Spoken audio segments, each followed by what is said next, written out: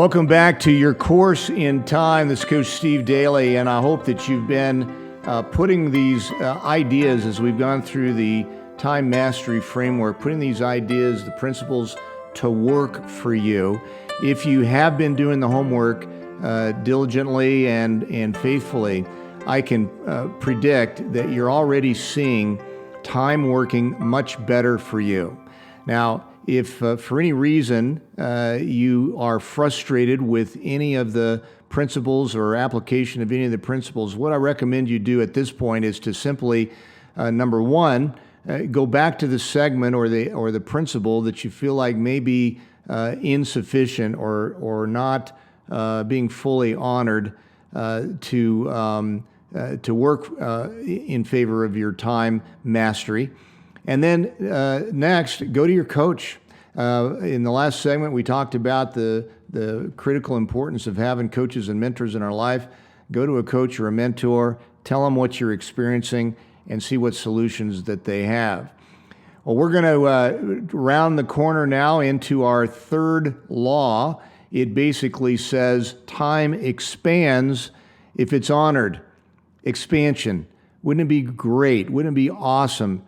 In fact, let me rephrase that. Won't it be awesome when you have figured out how to expand the time that's already available to you? We talked about the finite nature of time. However, we can pack a lot more productivity into the time that we allocate to the things that we do when we learn some very important principles. Three of them here. We'll start with the principle number 7 of negotiation. More is not better, better is better. So think about that for a second. You know, in our society, and you know people like this, perhaps you're one of them, we have learned to think that busy equals productivity, and it simply isn't. Cramming more stuff into an already busy day is not more productive. Cramming the right stuff into a busy day, focusing on it, using the right people resources, etc., applying the principles that we've discussed here, planning on how we're going to be using the time, all of that is what is better, not just simply more. So when we say negotiate, what we're talking about is literally everything is negotiable.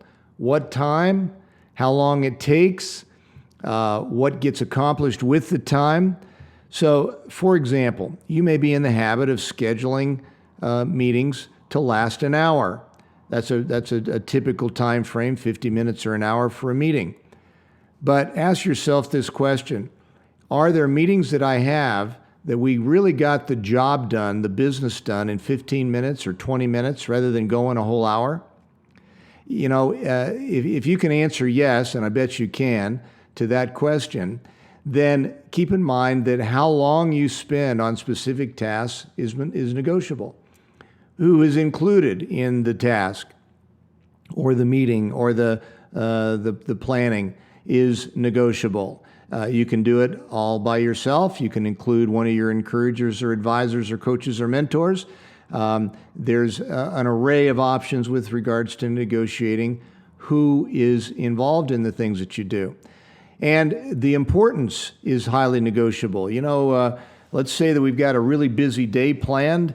Everything's cooking along. All of a sudden, we get a call from school, let's just say, and our kid's sick. And we got to go pick them up, bring them home because, of course, they can't stay at school and be sick. And so all of a sudden now, instantly, we renegotiate what's important in the moment for that particular next chunk of time. It might mess some things up, but it's unavoidable, and it's something that we just have to do. So everything is negotiable, and you want to keep that in the back of your mind. Now, when you're assigning priorities for a day, I recommend these 3 questions so that you are putting things, the most important things in your calendar and putting things in the most essential order of priority. First, does whatever it is I'm about to do or what it is that I'm planning to do, does it align with my goals? Here a few segments ago, I asked you to identify your most important goals, and by now you should be practicing aligning your time assignment to achieving the goals, the most important goals. So if a activity that lands in your calendar does not align with your goals, it should be questioned. Sometimes you'll be doing some things that don't have anything to do with any of your goals, and that's fine as long as you're doing it consciously. Next, you want to ask the question, how long will it really take? Going back to my example of the 15-minute meeting versus the 60-minute meeting. Or let's say you need to organize yourself, organize your prospect list, organize some marketing materials, put together a program, put together a communication of some sort. How long does it really take to do that? I know that oftentimes I overestimate how much time I really need for things, and am frequently pleasantly surprised when it takes less time. But it's even better when I decide in advance, is that a 20-minute thing? Is it a 30-minute thing? Is it a 3-hour thing? And then finally, you want to ask yourself, does the task that you have, the to-do you're going to address, or the appointment that you've got in your calendar, is it energizing or is it draining? Now, let me be clear here.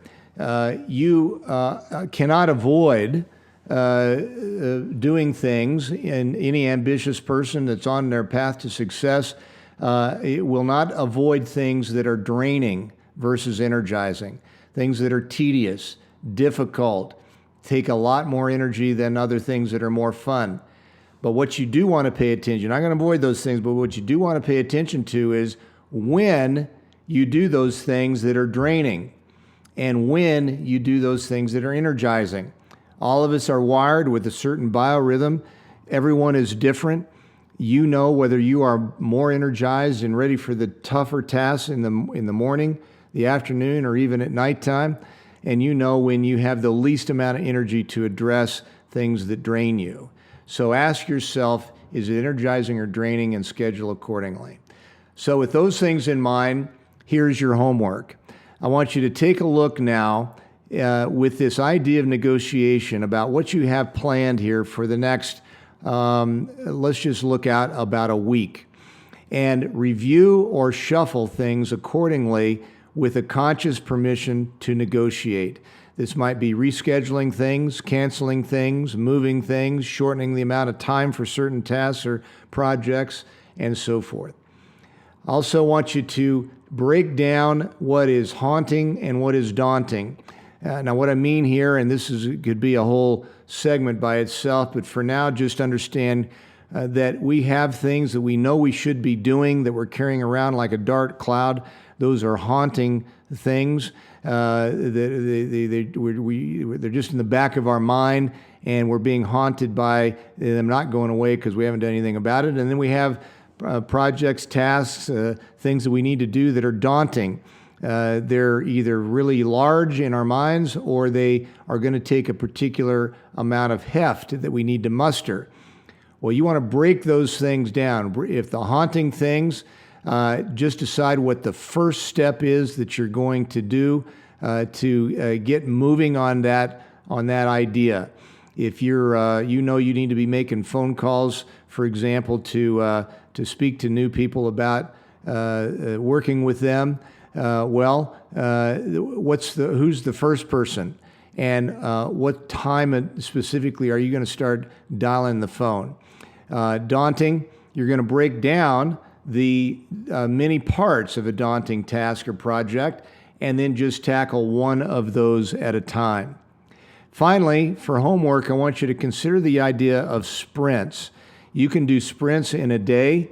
You can do sprints in a period of days or weeks. And what I mean here is concentrated, high-intensity focus on a particular project, task, or mission as it pertains to your goals. So let's say that you haven't felt like you've been making progress on a particular goal that's important to you.